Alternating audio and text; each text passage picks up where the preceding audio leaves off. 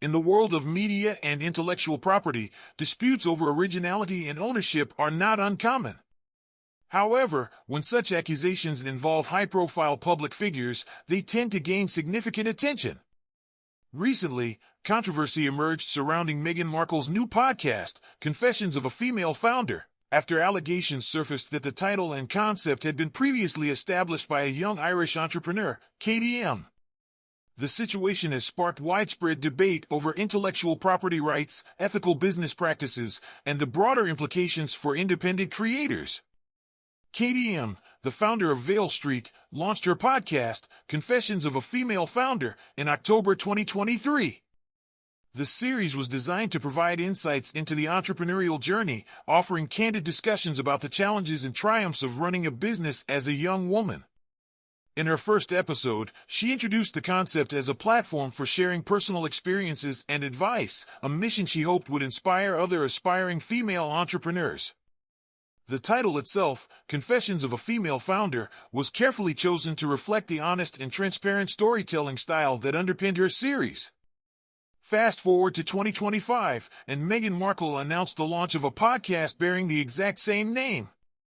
The news was met with swift backlash, particularly from Katie, who expressed her shock on social media.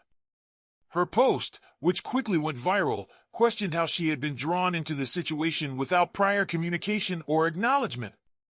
Intellectual property disputes often hinge on legal technicalities, but in this case, the ethical implications have taken center stage. The controversy has fueled discussions about whether Meghan Markle's team was aware of the existing podcast before launching their version. Given Meghan's prominence and access to extensive research and development resources, critics argue that such an oversight seems unlikely.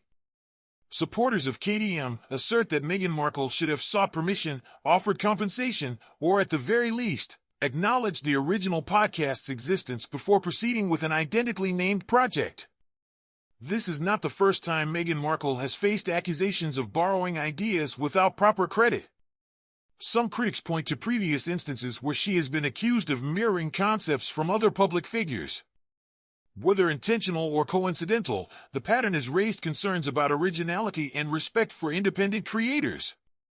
In the broader context of business ethics, this situation highlights the power dynamics between established figures and emerging entrepreneurs. When a global celebrity adopts a concept already in use by a lesser-known creator, the original work can be overshadowed, potentially diminishing the opportunities and audience of the smaller entity.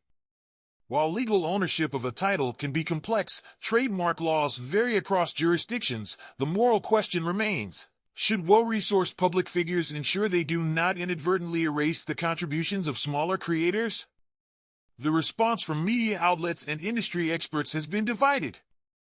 Some argue that Meghan Markle's team may not have been aware of KDM's podcast, suggesting that similarities in naming are sometimes coincidental.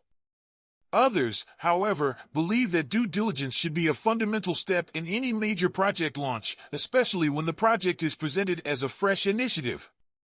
Public reaction has also been mixed. Some believe Meghan Markle should publicly address the controversy and potentially compensate Katie for the oversight. Others feel that disputes over podcast titles are exaggerated, given the common nature of such phrases. However, for independent creators, the issue extends beyond a name. It speaks to the broader challenge of ensuring that their work is recognized and protected. One key question now is whether legal action will follow. Intellectual property disputes in the digital age can be difficult to navigate, particularly when there is no formal trademark registration involved. However, the court of public opinion often carries its own weight. If Meghan Markle's podcast proceeds under the same name without acknowledgement or compensation, the situation could set a precedent for how similar cases are handled in the future. At the heart of this debate is a fundamental issue facing the creative industry: how can smaller voices be safeguarded against the influence of larger, more powerful entities?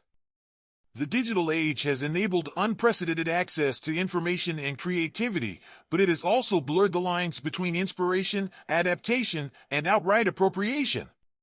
For independent entrepreneurs like KDM, the challenge is not just creating unique content, but also ensuring that it remains their own. As this story unfolds, it will be interesting to see whether Meghan Markle or her representatives address the situation directly. Will they issue an apology, rebrand the podcast, or compensate the original creator? Or will the controversy fade as just another intellectual property dispute in the fast-moving world of media? Regardless of the outcome, this case serves as a reminder of the importance of ethical practices in creative industries. Whether through formal legal measures or informal industry standards, there is a growing need to ensure that all creators, regardless of their platform size, are afforded the recognition and respect they deserve.